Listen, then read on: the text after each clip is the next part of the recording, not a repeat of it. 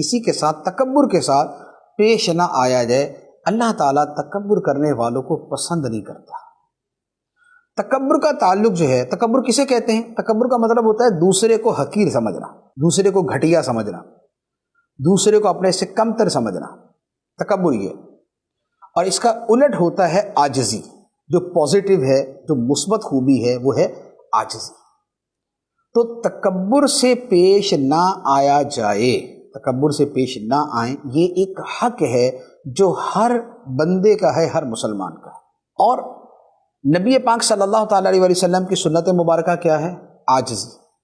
سرکار دو عالم صلی اللہ تعالیٰ علیہ وآلہ وسلم سید المرسلین، اللہ کے محبوب، ساری کائنات سے افضل، تمام فرشتوں سے، نبیوں سے، رسولوں سے افضل، لیکن آقا کریم صلی اللہ علیہ وآلہ وسلم کی عاجزی اور آپ کا حسن اخلاق، آپ کی ملنساری، آپ کا خوبصورت رویہ کیسا تھا کہ سرکار صلی اللہ علیہ وآلہ وسلم بیوہ عورتوں اور مسکینوں کے ساتھ تشریف لے جاتے اور جو ان کا کام ہوتا وہ پورا کر دیا کرتے تھے۔ بیواؤں کے ساتھ، مسکینوں کے ساتھ شفقت کا سلوک۔ پھر آقا کریم علیہ الصلوۃ والسلام کا رویہ اور باقی امور کے اندر کہ عاجزی پسند فرماتے تھے۔ آپ کے رویے سے دوسرے کو غلط فیلنگ نہیں ہوتی تھی۔ آپ کی نبوت کا روب جو ہے وہ اول نظر کے اندر دوسرے کو متاثر کرتا تھا، وہ ایک شان ہے، لیکن اس رویے کے اندر ایک بڑائی کا احساس دوسرے کے سامنے آپ نہیں پیش کیا کرتے تھے۔ تو اب کیا ہے؟ اب یہ جو تکبر والا رویہ ہے، یہ جو تکبر کرنا ہے، اس کی کئی صورتیں ہوتی ہیں۔ زبان سے بھی تکبر ہوتا ہے، انداز سے بھی تکبر ہوتا ہے، رویے سے بھی تکبر ہوتا ہے، چلنے سے بھی تکبر ہوتا ہے، بیٹھنے کے انداز میں بھی تکبر ہوتا ہے۔ تو اب کسی بھی صورت میں دوسروں کے اوپر اپنی ایسی برتری نہ جتائی جائے کہ جس سے لگے کہ ہم دوسروں کو کمتر سمجھ رہے ہیں اور اپنے آپ کو دوسروں سے بڑا سمجھتے ہیں۔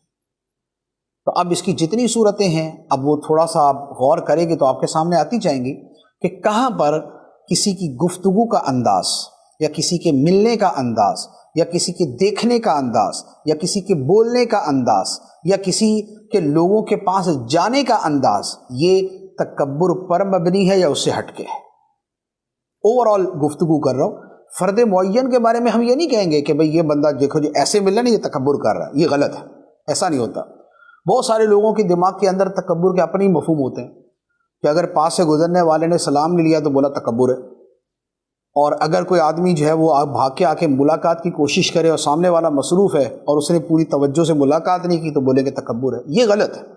کسی فرد معین کے بارے میں یوں نہیں کہہ سکتے، لیکن ہم اپنے رویے کے اعتبار سے غور کریں۔ ہمارا ایک عجیب مسئلہ یہ ہوتا ہے کہ ہم جو سنتے ہیں اس پہ دوسرے کو پرکھنا شروع کر دیتے ہیں بجائے اپنے آپ کو پرکھنے کے۔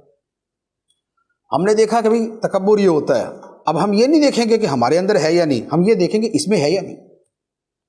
تو یہ جو چیزیں اور یہ جو تعلیمات ہوتی ہیں یہ اس لیے نہیں ہوتی کہ ہم اس کو جو ہے ایک باقاعدہ جو ہے ایک اپنا آئینہ بنا کے دوسرے کو دیکھنا شروع کر دیں۔ وہ یہ ہے وہ آئینہ اپنے لیے استعمال کریں، ہم اس چیز کو یہ دیکھیں ہمارے اندر ہے یا نہیں، یہ نہیں ہے اس کے اندر ہے یا نہیں، اس کے اندر نہیں، ہم نے اپنی اصلاح کرنی ہے، ہم نے اپنے آپ کو دیکھنا ہے۔